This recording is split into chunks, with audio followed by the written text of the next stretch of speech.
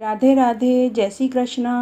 आज मैं आपको पुरुषोत्तम मास के महात्म्य का 19वां अध्याय सुनाने जा रही हूँ। इस अध्याय में अधिक मास एवं अपने पूर्व जन्म की कथा सुनकर राजा धृतराष्ट्र का क्यों चकित हुए वो इसमें आएगा। अगर आपको ये महात्म्य अच्छा लगे तो अपने दोस्तों रिश्तेदारों में ज़्यादा से ज़्यादा शेयर करें। और कथा सुनने से पहले अगर अभी तक आपने मेरे चैनल को सब्सक्राइब नहीं किया है तो कृपया मेरे चैनल को सब्सक्राइब करें। साथ में बेल ज़रूर प्रेस करें ताकि मेरे आगे आने वाले वीडियो की नोटिफिकेशन आपको सबसे पहले मिले। धन्यवाद। इस कथा में हम अधिक मास एवं अपने पूर्व जन्म की कथा सुनकर राजा धृतराष्ट्र चकित क्यों हुए वो आएगा। सूत जी बोले, हे तपस्वियों, इस प्रकार कहते हुए मुनि नारायण से देव ऋषि नारद जी मधुर वाणी से बोले, हे ब्राह्मण, तपोनिधि सुदेव को भगवान ने प्रसन्न होकर क्या उत्तर दिया वह हमसे कहो। श्री नारायण बोले, सुदेव के आग्रह करने पर भक्त वत्सल भगवान ने कहा, हे द्विजराज, तुमने जो कुछ किया उसे अन्य कोई व्यक्ति नहीं कर सकता और जिससे मैं प्रसन्न हुआ हूँ उसका कारण भी मैं ही जानता हूँ, तुम नहीं जानते।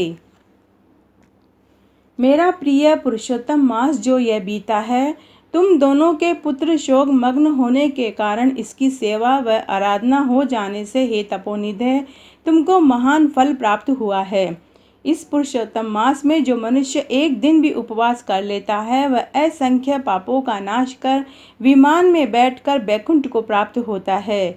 किंतु तुम दोनों को पूरा महीना निराहार ही बीत गया और बिना समय ही मेघ वर्षा होने से नित्य प्रति तीनों काल तुम्हारा स्नान भी हो गया। मेघ जल से स्नान कर लेने और अखंड उपवास हो जाने से जो पुत्र शोक रूपी सागर में डूबे रहने के कारण तुमको मालूम नहीं हुआ था, इस कारण अनजाने और अनायास ही तुम्हारा पुरुषोत्तम मास का सेवन पूर्ण हो गया। तुम्हारी इस साधना की समानता कौन कर सकता है। वेदों में जितने साधन वर्णन किए गए हैं वे सब तराजू के एक पलड़े में रखकर और दूसरे में पुरुषोत्तम मास को रखकर ब्रह्मा जी ने देवताओं के समक्ष तोला तो पुरुषोत्तम मास का पलड़ा भारी बैठा, साधन वाला पलड़ा हल्का हो गया। अतः पुरुषोत्तम मास सब प्राणियों के सर्वत्र पृथ्वी पर पूजने से फलदायी है। इसलिए हे वत्स, तुम इस प्रकार से धन्य हो क्योंकि तुमने इस मास में महादारुण तप किया है। जो मनुष्य का जन्म प्राप्त कर श्री पुरुषोत्तम मास में स्नान दान व्रत उपवास नहीं करते वे जन्म जन्मांतर दरिद्र रहते हैं। अतः सब भांति में मेरा प्रिय पुरुषोत्तम मास सेवन करना चाहिए। जो इसका सेवन करेगा वह भाग्यवान धनवान और मेरा प्रिय पात्र होगा। श्री नारायण बोले, हे मुने, ऐसा कहकर जगदीश्वर हरि भगवान अंतर्ध्यान हो गए। अपनी स्त्री सहित सुदेव पुरुषोत्तम मास की आराधना से जीवित हुए और पुत्र सुखदेव को देखकर दिन रात अत्यंत प्रसन्न रहने लगे। कहता है कि हमारी अज्ञानता में पुरुषोत्तम मास की आराधना हो जाने से हमें कितना फलदायक फल मिला। जो मरा हुआ पुत्र जीवित हो गया। बड़े ही आश्चर्य की बात है, ऐसा मास कहीं न देखा है न सुना है। इस प्रकार सुदेव उस आश्चर्य में मास की अच्छी तरह से पूजने लगा और पुत्र को देखकर वह ब्राह्मण सपत्नीक हर्षित होता था। वह पुत्र भी अपने सत्कर्म से माता पिता को आनंदित करता था। सुदेव पुरुषोत्तम मास की स्तुति करते हुए विष्णु भगवान की पूजन करने लगा और कर्म मार्ग से होने वाले फल की इच्छा छोड़कर केवल भक्ति मार्ग में ही रहने लगा। सब दुखों को दूर करने वाले प्रत्येक तीसरे वर्ष आने वाले श्रेष्ठ पुरुषोत्तम मास की पत्नी सहित सुदेव जप तप होम स्नान पूजा दान और साथ ही श्री हरि को भजने लगा। 1000 वर्ष तक रात दिन सब विषयों को भोग कर स्त्री सहित सुदेव बैकुंठ लोक को गया, जो योनियों को भी दुर्लभ है। वह यज्ञ आदि करने वाले को भी अप्राप्य बैकुंठ लोक में हरि से निकट जा निश्चित रहने लगा। बैकुंठ लोक में समस्त सुख भोग कर सुदेव गौतमी सहित पृथ्वी पर आया।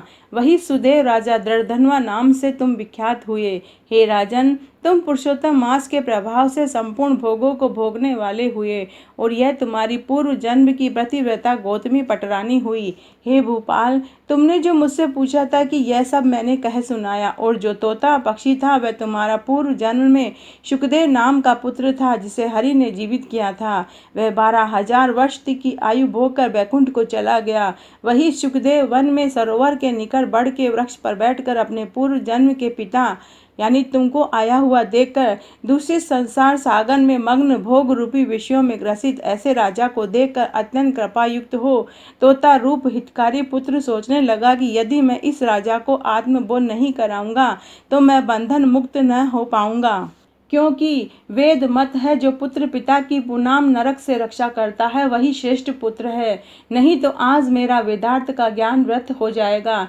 इसलिए वह अपने पूर्व जन्म के पिता के उद्धार करने का विचार करके कहने लगा था। वाल्मीकि मुनि बोले, हे निष्पाप, जो कुछ तुमने पूछा वह सब मैंने कह सुनाया। अब मैं पाप नाशिनी सरयू नदी के किनारे जा रहा हूँ। श्री नारायण बोले। इस प्रकार वाल्मीकि जी यशस्वी राजा दृढ़धनवा को पूर्व जन्म का चरित्र कहकर जाने लगे। तब वाल्मीकि मुनि को महाराज राजा दृढ़धनवा ने नमस्कार किया और फिर कहने लगा, तो आज मैंने आपको पुरुषोत्तम मास के महात्म्य का 19वां अध्याय सुनाया। अगर आपको यह पसंद आता है तो अपने दोस्तों और रिश्तेदारों में ज़्यादा से ज़्यादा शेयर करके पुण्य कमाएं। धन्यवाद।